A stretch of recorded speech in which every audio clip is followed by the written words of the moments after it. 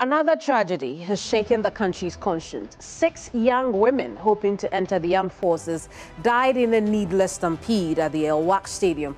The tragic incident, alongside publishing of the report on the helicopter crash, has once again put the spotlight on Ghana's security agencies. In this edition of Hot Issues, we delve deeper into the events and bring answers to your burning questions.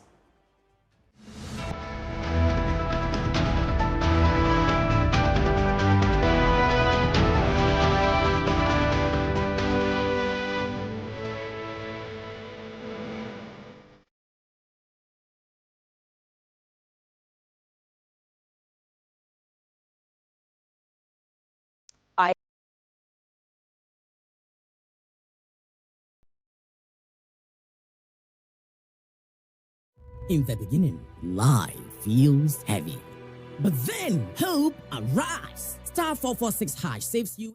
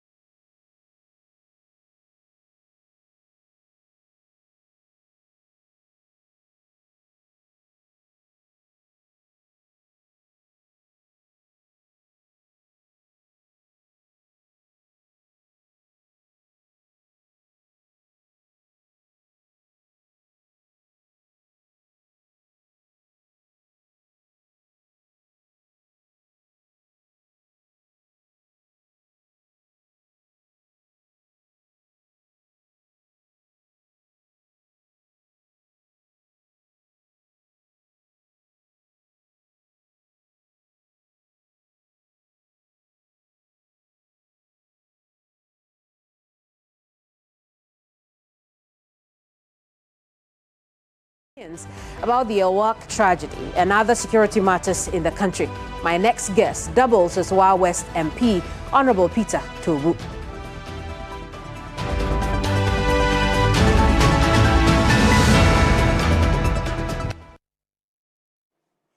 Honorable, you're welcome to Hot Issues.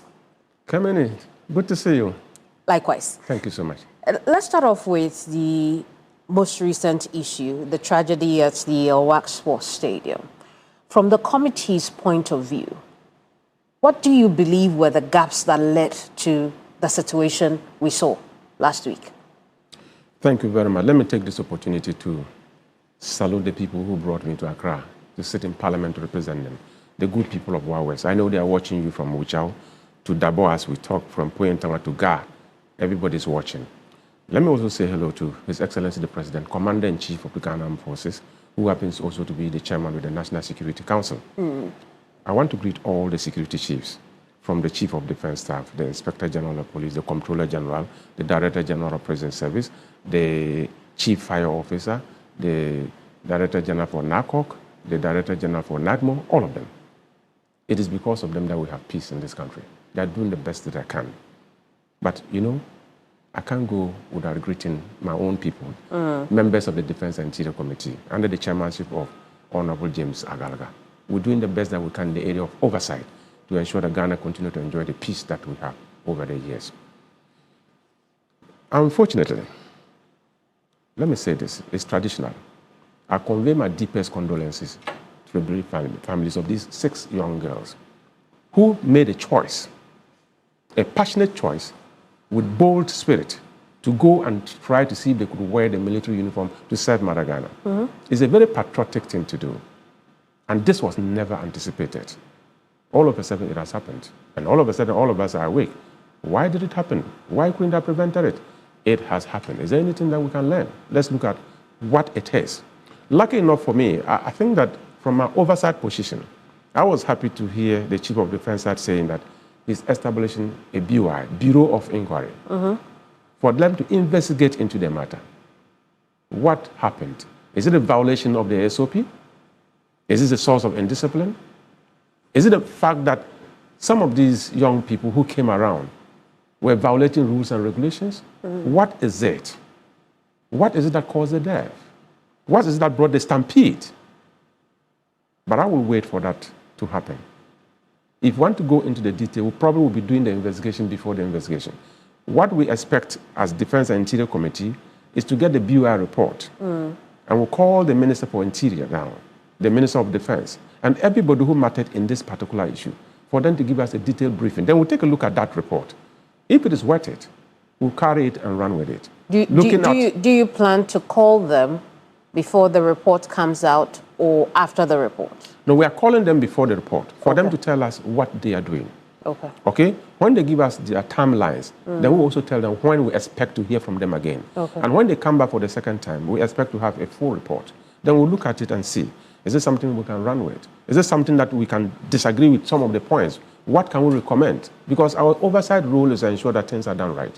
But if the report is okay and recommendations are made to the sense that the future can look better, that we probably will do things better than what we did to cause this, for this mess to happen, we will be okay with it. Then we'll put it before the House and let the Ghanaian people know your representatives are arguing or advocating for a very peaceful and secure election. When will you call them to before the committee?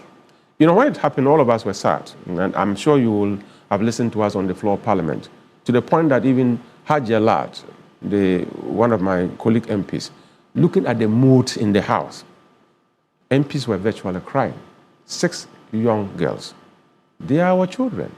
So she rose up and said, young men and women in this House, including all Ghanaians who are watching us, what else can we say? God has given and God has taken. Everybody should take it easy. And I saw people taking it out of context, as if she was so heartless. No, because the House was mourning. And as a mother, she stood up to say, please take it easy. There's nothing we can do apart from correcting something for a better future. But what has happened is already happened. The damage is caused. Can we think outside the box to do something new tomorrow? We should be looking at that. But let everybody calm down and believe that what has happened, we can't say it's not godly. Because there's no way anybody can die without the knowledge of God. We all believe that God is all-knowing. He's omnipotent, He's omnipresent, He's omniscient. And that is why even in all religion, they'll tell you, God has given and God has taken. When He gave you, you smiled. When He took, you will weep. And as you weep, understand that tomorrow is there. Let's make progress. Well, while we are talking about the number of victims in this, we know that when it happened over the week, we were told that 5 were in ICU and then 12 of them were in critical condition. Yeah. What is the state of affairs with the victims who are still in hospital now? The last time we paid a courtesy, we visited the sick in the hospital and met the medical director. The situation hadn't changed at the time. What we're told on that was on Thursday. We've lost 6. The number has remained 6, and we pray not to add. 5 were still in ICU. The 12 were told they were getting better, and some who were actually not in critical condition were discharged. But our interest at the point, we visited them. I remember talking to one young girl who says he's from Kaswa. And in fact, when I looked at her, if that girl should fall under the hip of a stampede, there is no way she can force herself to get up. But I thank God she was still alive. I spoke to her, and she was doing good. So far, I think that the data that we provided, or the statistics that we provided from the 37 military hospitals, hasn't changed. And the good news is that we haven't added on the fatalities. Unfortunately, we've lost the 6.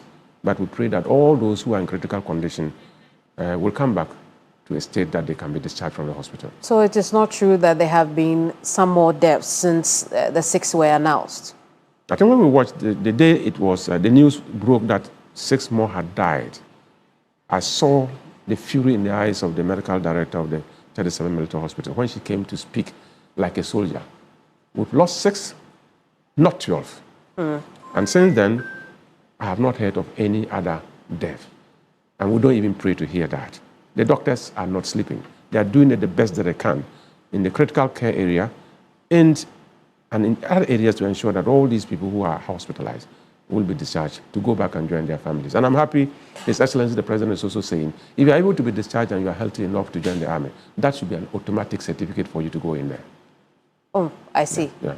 Now, I'll take you up on that. But there, the critics have said that the military should have known better. The military should have planned better with the numbers. What do you think? You see, probably people are not looking at the history. When I came to join police in 1993, traveling all the way from my village, Poyentanga, in the Upper West region, the Wild West District, to Accra, knowing nobody. I got here, slept at the police training school, and as early as 3 a.m. we were there, and the place was packed. It's always been packed. Mass recruitment has been our practice. And nobody, with all the numbers that we had, it was centralized. Everything was happening in Accra for the whole Ghana. Nobody got injured. We went through all the processes, and some of us were lucky. But the numbers are not the same. Yes.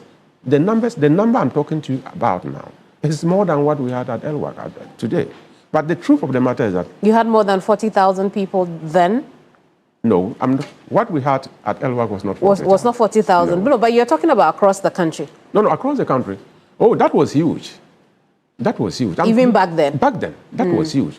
But the truth of the matter is that if you say the military should have known better, crowd behavior is changing over the years. Under normal circumstances, a stadium filled with human beings, over 40,000, you can go and watch your football match and go home. If there is no stampede, nobody is having a problem. But when you have crowd that is so anxious, very desperate for a job, and people are thinking that the best you can do to get into the queue and probably be the first to be attended to, you have the opportunity. And that is actually wrong. You see, you've gotten through the process, the computer says you are qualified, and they've invited you for screening. As long as you are holding the summary sheet, that says you are qualified. It doesn't matter. The military can take a week. No, so which year was this? That was 1992. 1992? Yes. But that was at the beginning of the Fourth Republic. At the beginning of the Fourth Republic. And more than 3 decades on, if the process has not varied so much, so it's not a sign of progress, is it? I'm just coming to that point. So when we're talking about the crowd itself is not a problem. But we've gotten to an age where people think that this plan or this way of recruitment, mass recruitment, we should vary it. Because we have a lot of technology in the system for you to be able to sit in the house and know that I'm walking to the center, and when I get to the center, in the next 10 minutes, it will be my time. Right? These are technological tools that we could apply to reduce this.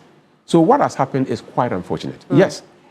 Oh, we could have planned this better. Of course. The military, if you look at what they've done, they've decentralized to the point that we were even saying decentralization in Accra should have even been different.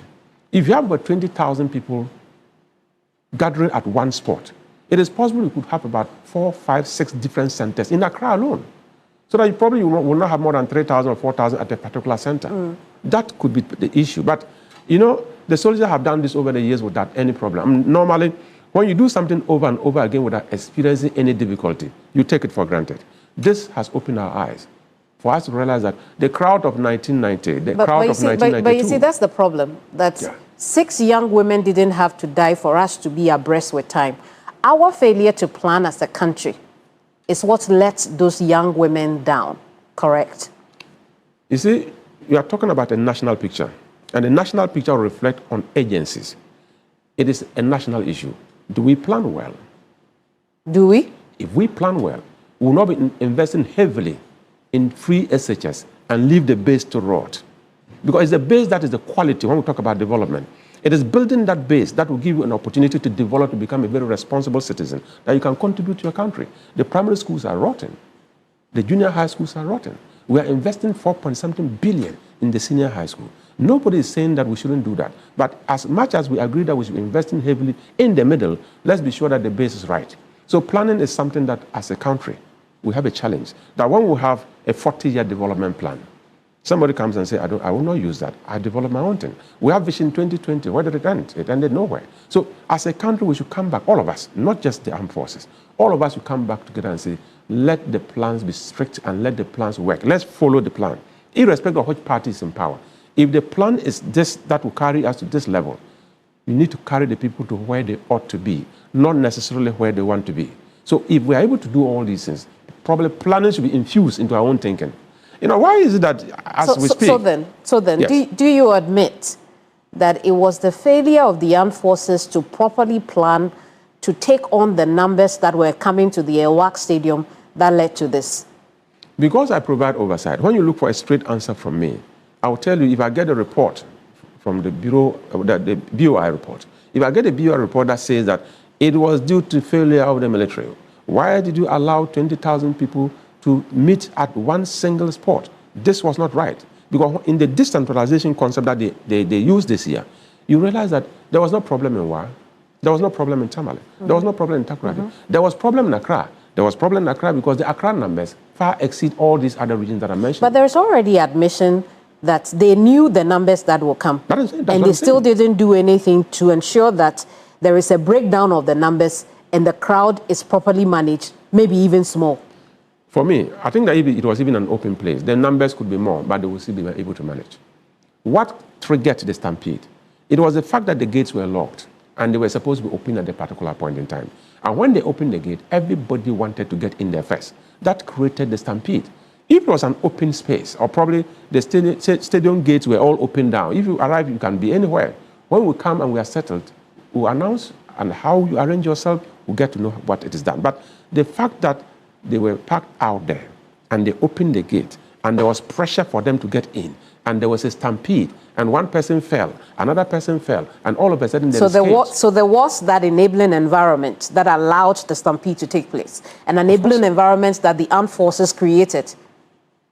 That is what I'm saying. The armed forces that is the admission. No, the armed forces cannot run away from blame. Okay? Investigation will show, if we are saying the armed forces should be blamed, who was on the ground? Who should have done what? What is the SOP?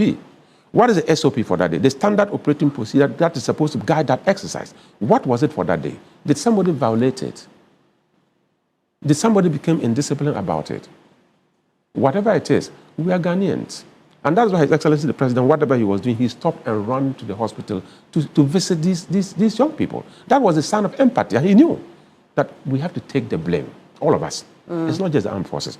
All of us as Ghanaians must take the blame and say, this should never happen again. Why are we generalizing this? If the armed forces has done something wrong, the armed forces has done something wrong, and then we look at the problem and deal with it. We are talking about why do we want to blame every Ghanaian? We are talking about planning as a country. No, but there are people in charge to do the planning. Yes, but I'm saying that...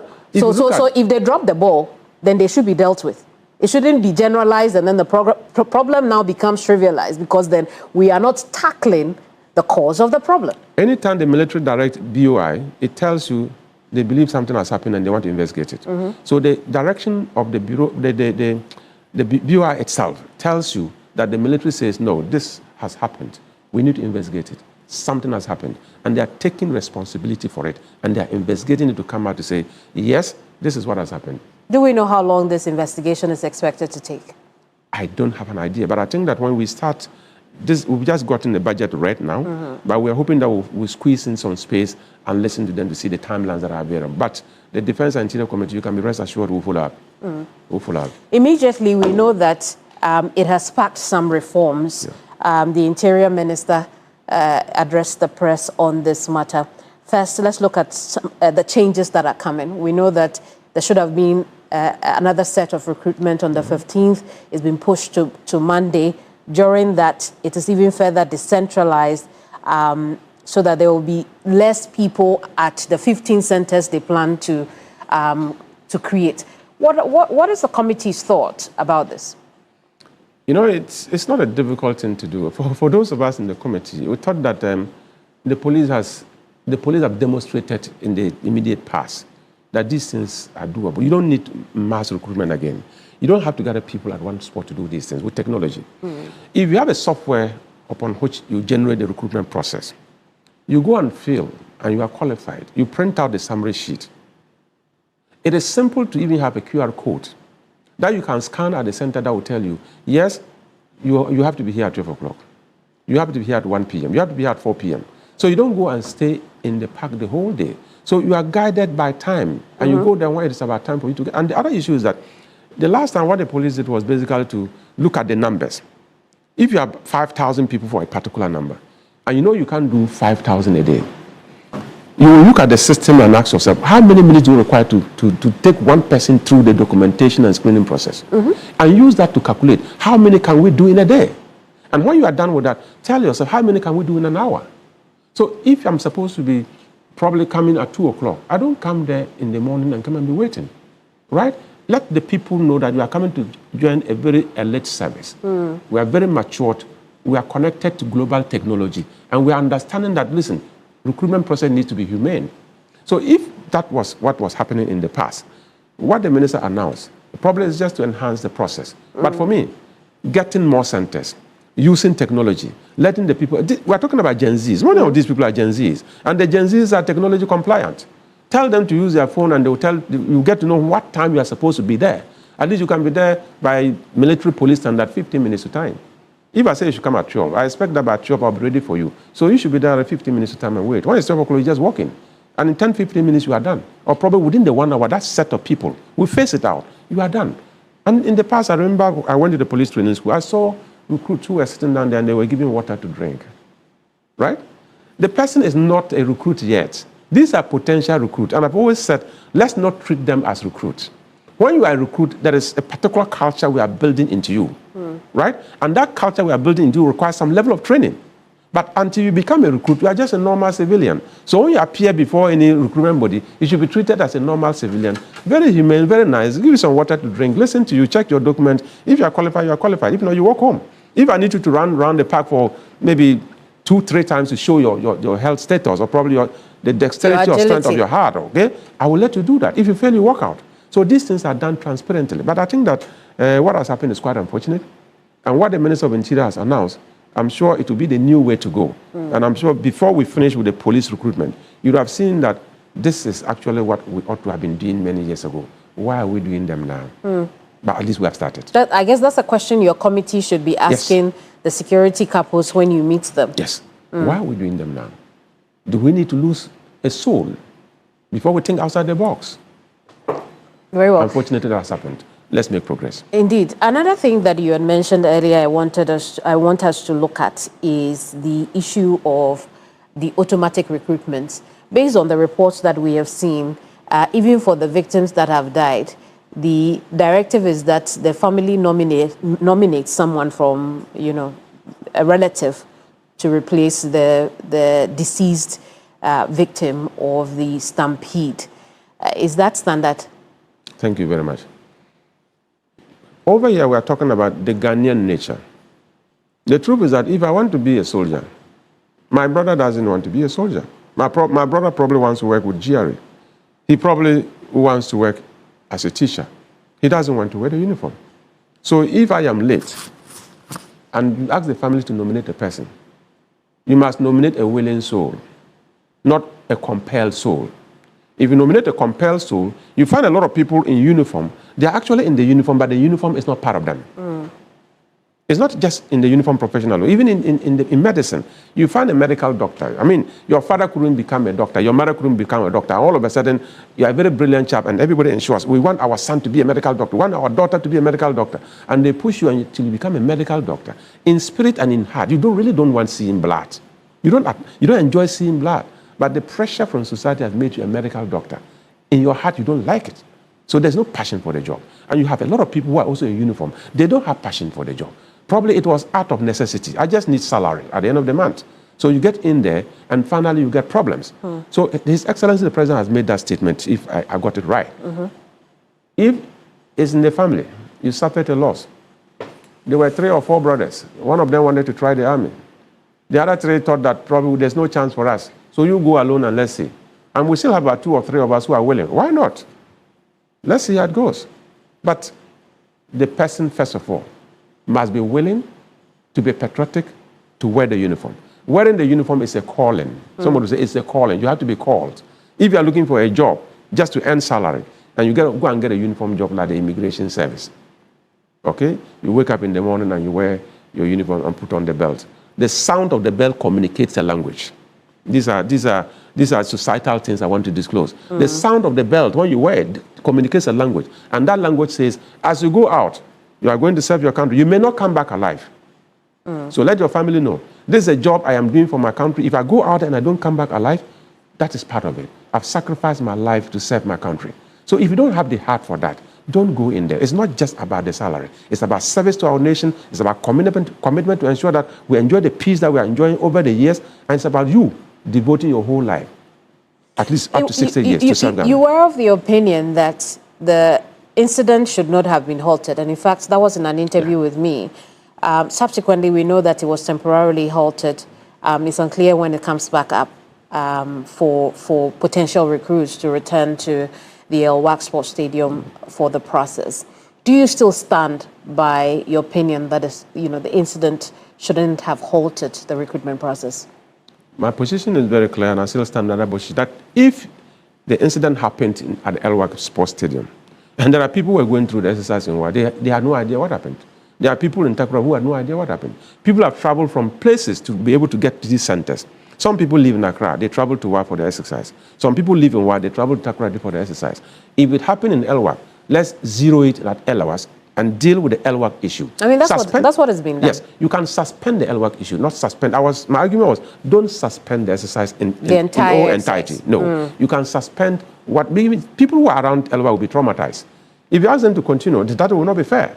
But suspending the whole exercise, I think that was not also going to be fair to the people. And that is exactly what the acting Minister of Defense directed, and that was what the President supported. And that is what has been done. The Elwak one is on suspension, all others are on course. And I think that is very fair. To think that it took a while for the notice of suspension to come, at least more than 2 hours for the notice of suspension to come post the event, which means that even when the stampede took place, the process was ongoing, uninterrupted at the Elwak Sports Stadium.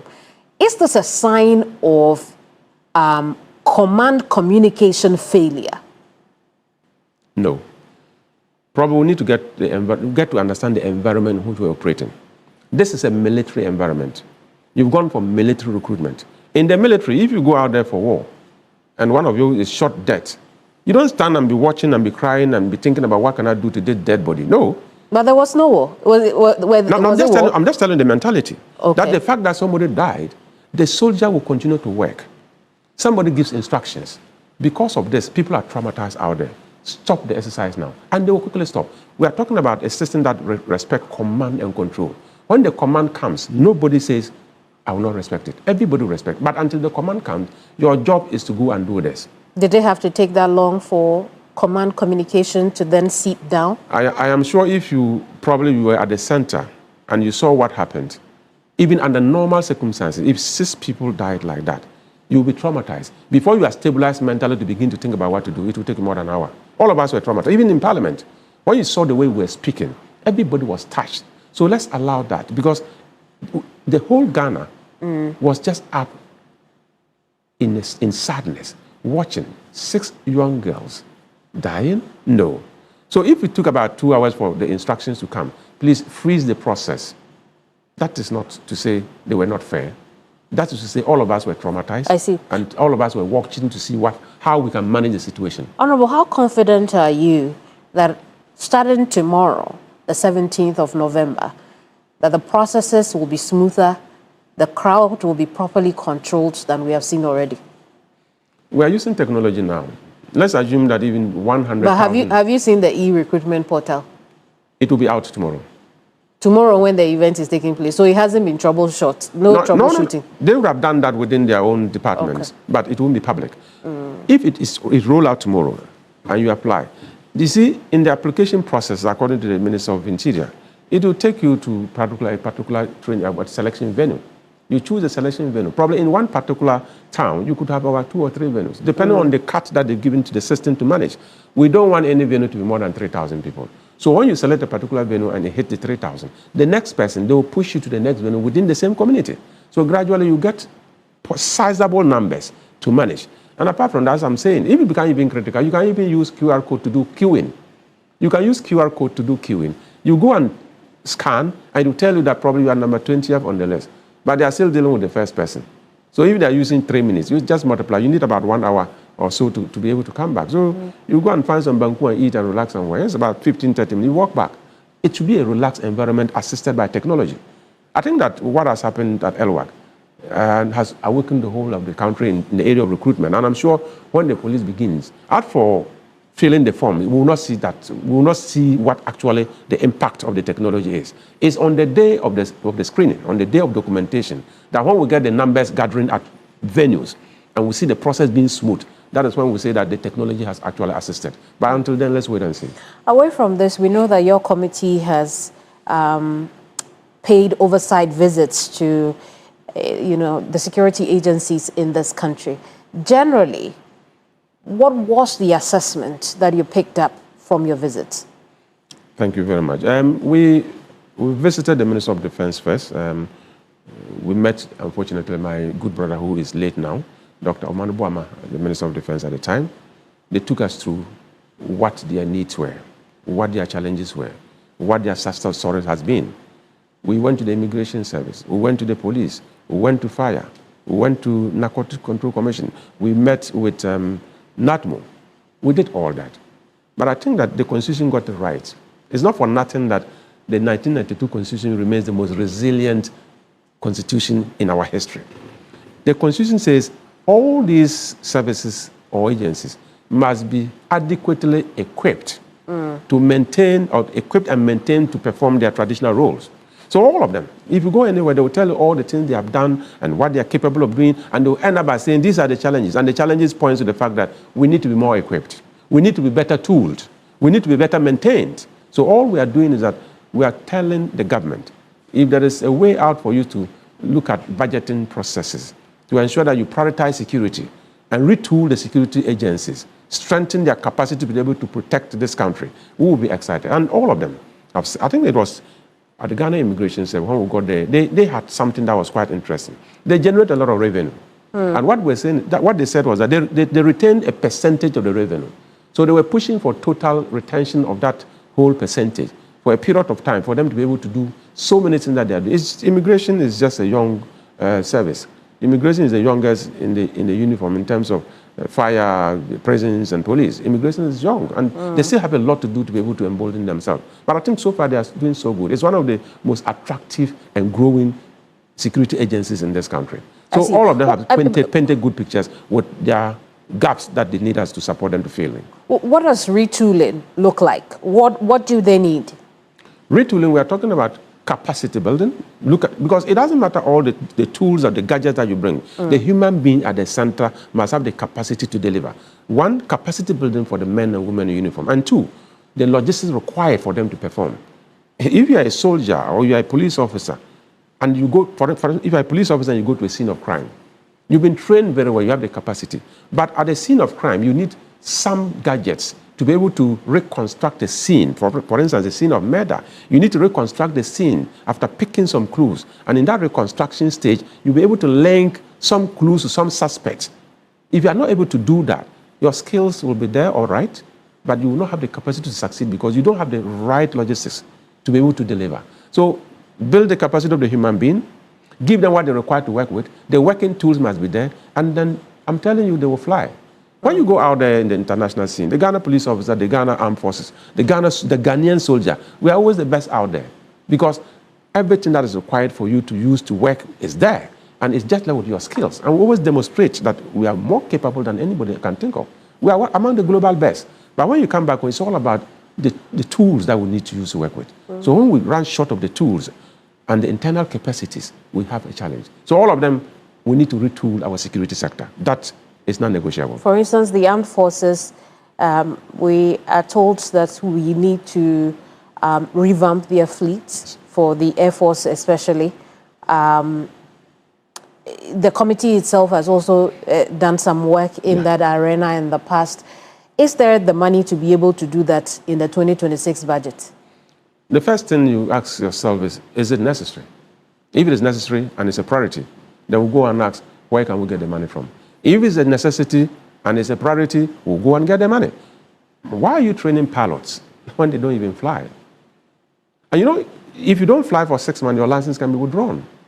There are a number of hours you must fly to keep your license active. So if you train a pilot and you call yourself a pilot, and for 6 months, you've never been in the air, You become a danger even to other people. And before you go to fly again, you have to go through simulation, you have to be certified again, you have lost your license, there's a lot. So after the Ghana Air Force, somebody, let me speak the language. Somebody said, we should have been retooled yesterday. Right? So I was excited when I saw a budget line that says 4 helicopters, 2 aircraft, and then 2 offshore patrol boats for the Ghana Navy. That should be the beginning. That should be the beginning. That should be the beginning. The Ghana Armed Forces requires much more than this. But the Honorable Dr. Atuforsen, fantastic job. Things are cheaper. Things that are priced in dollar are cheaper to the Ghanaian now. The dollar is less than 11 Ghana cedis. Even the dollar was almost 17 cedis, and you are buying something $1 million, that would have given you 17 million Ghana cedis. Today, the same 17 million Ghana cedis worth of good will cost you less than 11 million Ghana cedis. You have saved about 6 million Ghana cedis. So it is time for us to purchase stuff if we think that these are priorities. Sometimes it's not necessarily to say, I have the money. How many Ghanaians are actually living within our means? How many of us? If the nation needs to be protected, the security of this country is paramount. If we are thinking of getting money to buy what is required for the Ghana Armed Forces, and we know it is a priority, we'll get the money to do it. It's not a matter of shifting the goalposts, moving some money from one agency to the other, and saying that, yes, you also need the money, but you know what? Without peace and security, you can't even do anything. So let's ensure that we are peaceful first. Let's ensure that Ghana is secured. Then we'll come and look at the rest. And I'm sure that the president will, who happens to be the commander-in-chief of the Ghana Armed Forces and also the chairman of the National Security Council, his eye is always on the ball. We'll do what is right. What were the peculiar challenges? And I want to particularly talk about prisons because it would appear that it's not one of those paid attention to a lot. What were the particular challenges when you visited with the prison service? And is there any indication, because there is an 11.9 billion cedi budget for interior, is there any indication that things are changing with the state of our prisons, with the state of management of our prisons? There is something that the president shared with us, and I think the new Director General of Ghana Prison Service, Madam Patience Bafo-Bonny, so passionate about prison service. And I would have been surprised if she was doing something else. The lady that the husband decided as a deputy superintendent of prisons to resign to be able to marry you, and you've been in there for decades, and gradually you've gotten to the tip of the organization as the head. What you need to do is to leave a legacy. And she's thinking about transforming prisons. And she's even thinking, in line with our manifesto, why do we call it prisons? Prisons is supposed to be a center for correction. And that's why in many jurisdictions they are called correctional centers. Can we change our name? It's a constitutional matter. We need to look at that. The name alone, that change of nomenclature, is a change of psychology. It is corrections. You've been jailed, sentenced to 10 years imprisonment. You will come back to society. We expect that when you come back after serving your sentence, you should be more useful to society than you were before.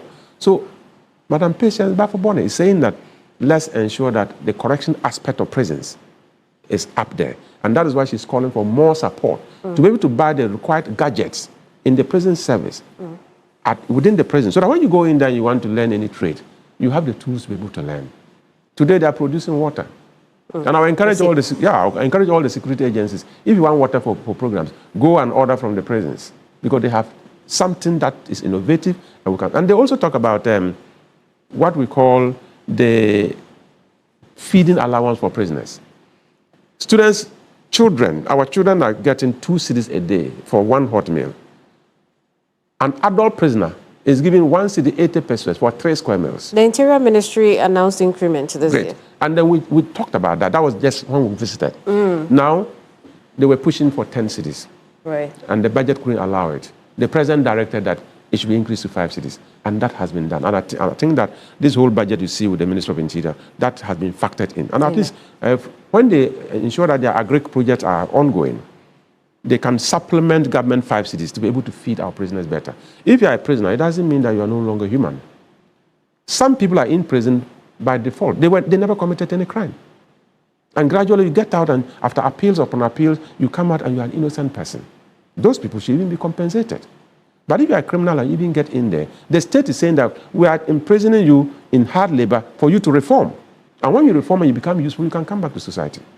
Those who are even sentenced to death. When was the last time any president ever signed a death certificate? We are even fighting to take that one out. You don't have any right to take anybody's life. Why has this country failed to keep citizens who are north of this country secure? I don't get a question. Citizens north of this country, every now and then, there is one armed conflict or the other. What really is the problem as far as the committee is concerned? Why haven't we been able to keep those people in these areas safe? Thank you very much. For the Defense and Interior Committee, what we do, we look at security holistic. I don't care whether you are Ghanaian or you are non-Ghanaian. If you live in Ghana, you should enjoy the security of Ghana. We talk about the natural Ghanaian hospitality. We are very hospitable to anybody at all we meet, to ourselves and even to strangers. So we are talking about collective security, to let everybody in this country, whether you are arriving at the airport today or you are departing today, you should have memories of a very positive system that promotes decent security. And I was surprised to see Honorable Atoforsen arrive in Parliament without any fancy crowd. He arrived in Parliament without even a bodyguard. And I was like, this cannot be the finance minister. Right? But he demonstrated to the world that, listen, Ghana is a very peaceful place. I am the finance minister. I don't need a military to follow me. I don't need a full vehicle loaded with police officers to escort me. I'm just a servant of the state. So why are people in Binyiri, for instance, people in the Bawku areas, why can't they enjoy the same safety? Great. There are things there are key stuff that we need to look at as a country. Chieftaincy is one of them. Land dispute is the other. Ethnic rivalry is serious. And probably we are just worsening these whole things by this endemic over-polarization of our country with partisan politics. The fact that I am an NDC and my brother is MPP, we are not enemies. What I'm saying is that the MPP's way is what I don't want. The NDC's route to development is the best for me. And you are arguing that the MPP's way is the best. So we opted to choose different routes to arrive at the same destination of getting Ghana to become one of the best countries in the world. So why should we fight? So we are in Parliament. You come, the MPs are in the chamber. We are the best of friends. Why will you sit in a village somewhere, and because somebody is MPP and somebody is NDC, you are even willing to stab the person to death? If you do that, even your political masters, they will just smile at your ignorance. What did the committee do about particularly the Binyiri clashes that occurred very recently? When Binyiri occurred, because I am a neighboring constituency, I was home. And by my background, we have many years of experience in conflict areas, right from Sudan to Liberia to Afghanistan to Bosnia. I thought that it was important for me to take a step without any approval from anybody. Lives were at stake. So I took steps to get into the Solatuna Kalba district. I moved around and calmed nerves. I spoke to chiefs, and I made them to appreciate the fact that this must be nipped in the bud, or else if it blows out, for the 4 years of President John Dramani Mahama, you will not get a single development. We'll use all the money to take care of peace and security. And in fact, recently it happened. When the DCE for Solatuna Kalba appeared before the local government committee, they were asking him, your 2 quarters of common fund, what have you done with the money? He said, yeah, we received over 5 million, but everything is gone into peacekeeping. I smiled. And I said, I told you. That is just the beginning. You can be 10 years. If you are still in the conflict, we'll be thinking about the security of the people, the security of the place. We are not thinking about development. So if there is no peace and security, you can't get development. But that's a step that you took. Going to the Solatuna Kalba district is a step that you took personally. But the committee as a whole, you did not take interest in this matter? We did. What did you do? You see, what people don't know is that the committee is not an administrative operational body. The committee has an oversight role over the ministry, not even the agency. We saw what the Minister for Interior did. There's a committee in place now. We saw what His Excellency the President himself did about it, because that is his region.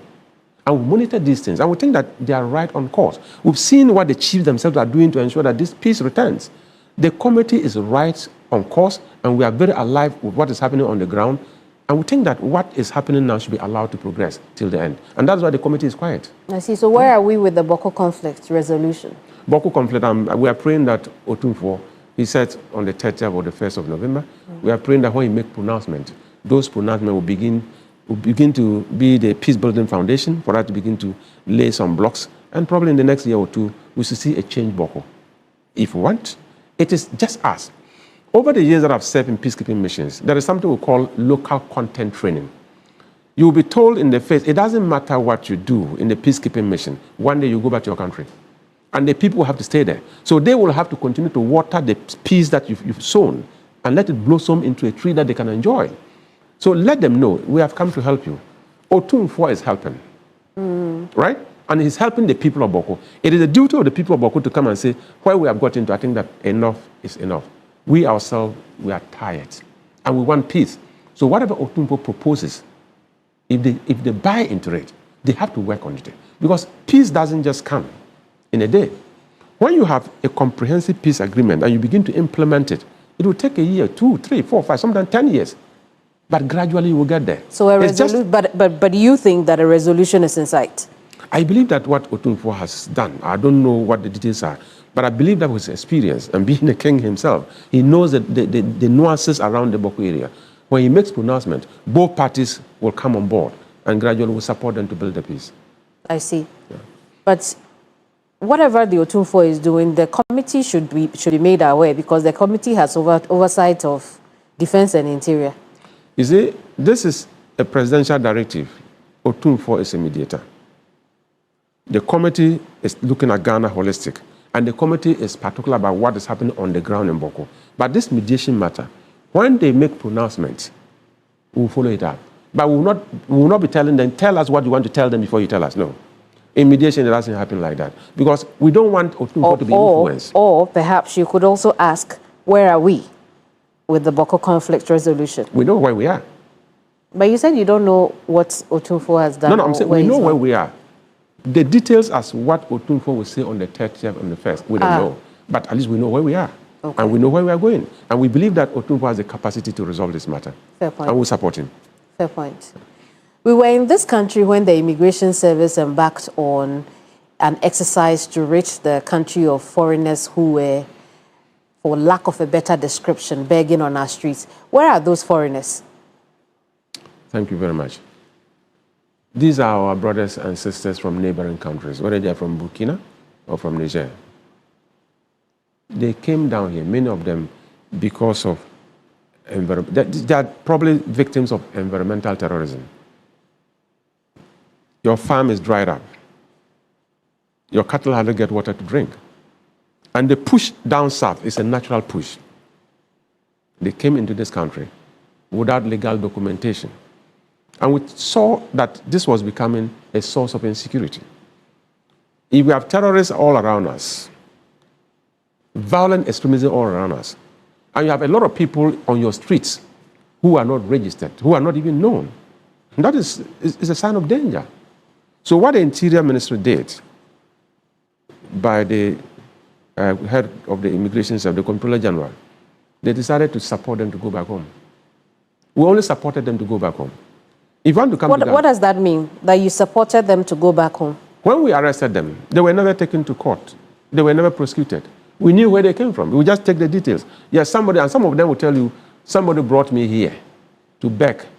And the begging has a contractual arrangement. Probably 20% or 30% goes to the person who brought me down here. But I'm actually in school. When school opens, they will take us back. So you see us on the street, we know what we are doing. We'll go back home. And they said, no, the way you are on the street is not a good sign for us in our security sector. But which of our laws allows us to do that without resorting to the court before sending them away? Listen, we happen to be in the ECOWAS sub-region, okay? You see a lot of Nigerians here. After 90 days, you go back and register, get to the border and stamp your passport. You can live here for 90 good days. And many of those people who were here probably entered the country in a month or so. When you get them, because of the nature of the crowd, they were very young. And we knew what was in there. So what immigration did was just to support them to go back home. And we took them, the embassy supported, and then we took them back home. And that is why you see that the streets are, I mean, you can see that they are gone. We didn't want to create any diplomatic row with any other country. We are brothers and sisters. I see. Some of them, you knew why. So does the committee know how many people we sent home? No. I think that the report is that I have not gotten the figures right. So I won't be able to put a finger to a figure. But we're properly briefed. We're properly briefed as to what was happening. And I even told the Immigration Service, please be very humane in dealing with them. Okay. If you know where they came from and what some of them are going through, when you want to take them back home, assist them to go back. But don't treat them like they are just criminals. No. Does the committee know how much cost was incurred in that exercise? No, I don't have that. I don't have those details. You think it will be in the report? It should be in the report. Why has that report not been made public? That the briefing was for the committee. Okay. You know, it's not everything that at the committee level will make public. But do you think that the Immigration Service should have made that report public? The details, the immigration, in fact, the action was public. Okay, yes. Okay? The action was public. And I don't know what else the public want. The public want to see very neat streets. The public want to see that the people are off the street. And that is exactly what the Immigration Service did. So if you want them to go and write a report... Well, the public also wants to know that the Immigration Service is not infringe on the rights of people. I mean, for the public wants to know that in you saying we supported them to go back, we spent so and so money or we didn't spend so and so money. The public wants to know how long this exercise will continue to exist in this country. And we also want to know how many people were actually sent back home. You know, these questions you're asking, that is why you are sitting here as a member of the... But I'm not getting any answers. Because as a member of the Defense and Interior Committee, we ask all the questions. When we get answers, we share on need-to-know basis. We look forward to that. There are many things that we will never share, but we know. Unless it is dangerous and we think that this will not inure to the benefit of the Ghanaian people, we'll make it public.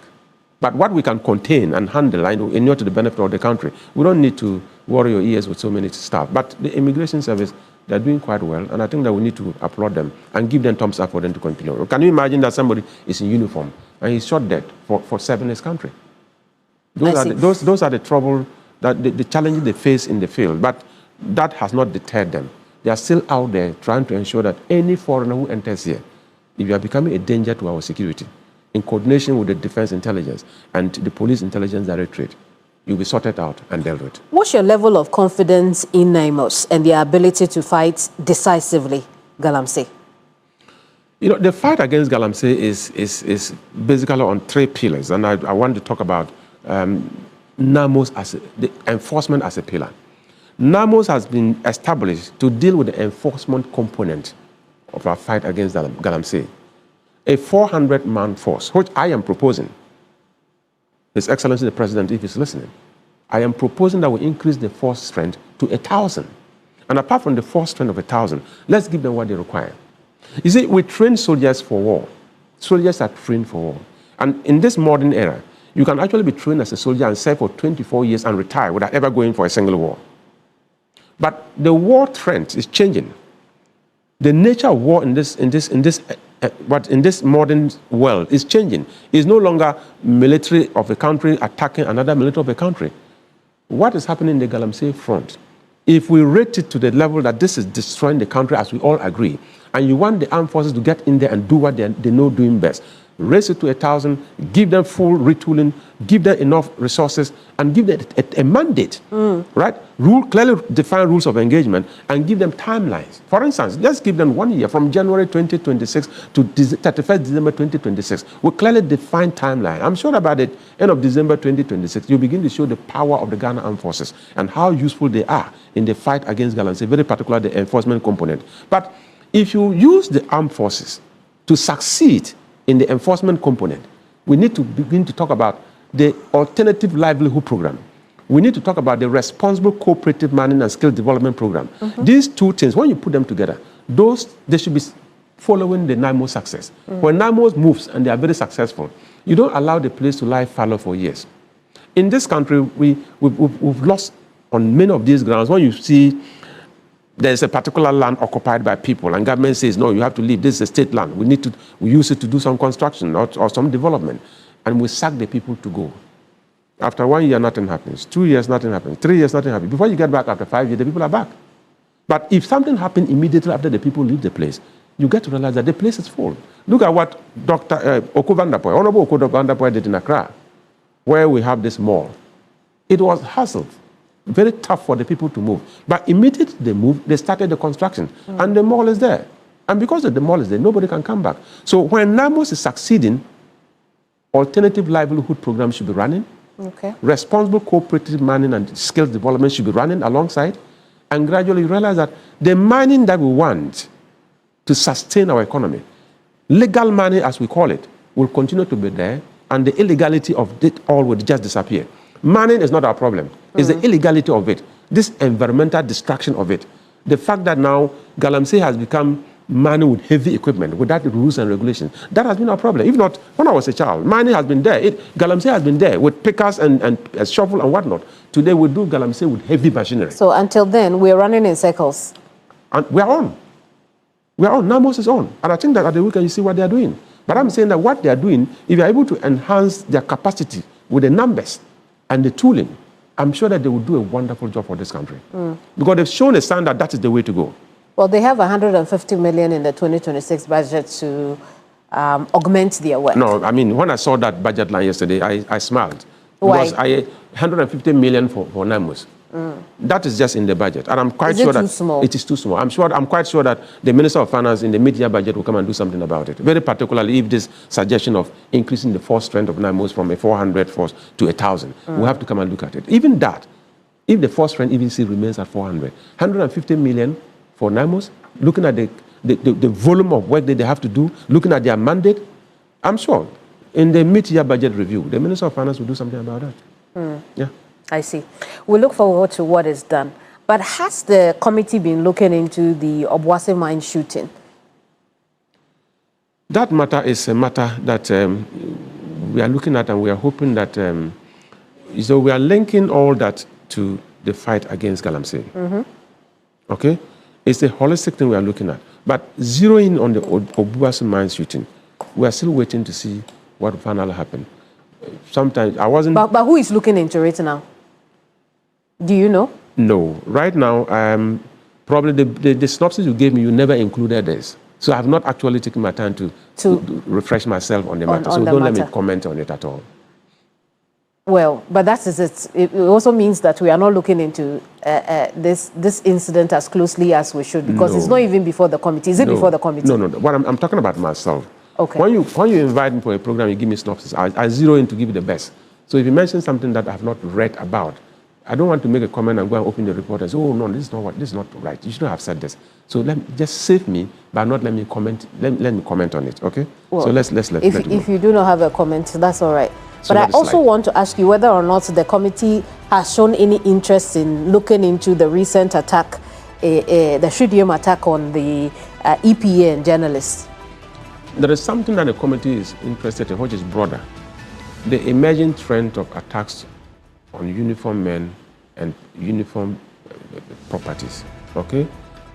Why would civilians gather the courage to attack soldiers? Why would they gather the courage to attack police officers? Gather the courage to go and attack a police station? We are looking at that broadly, but we are believing that if you look at it, you see, there's something we call the broken windows principle. When you are living in the house and your padlock spoils and you say there's no problem, the next time a small lever blade breaks down, you say, oh, there's no problem. Before you realize the ceiling is leaking.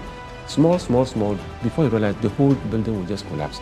Broken windows principle. You see signs of indiscipline in the past, and we are ignoring them. Gradually, people are being emboldened to see somebody wearing green and armed, and yet you go and attack. You don't really care, because you think that the person cannot shoot to kill. They are not armed to shoot to kill. No, they are armed to protect and defend Ghana. But they are not there for you to malhandle them. I think that the National Security Council has condemned this, and I want to add my voice to it. Let's not go that way. They are capable of defending this country and capable of defending themselves, but they don't want to do that recklessly. Very well. Honorable, thank you so much for sitting down with me. Always a pleasure. Peter Lanchene Tobu is Wa West Member of Parliament. He's also Vice Chair for Parliament's Defence and Interior Committee. We've been discussing all things defence and interior. If you missed it, there's a playback on our social media handles. I'm Kemeni Amano, and this is Hot Issues. Bye-bye.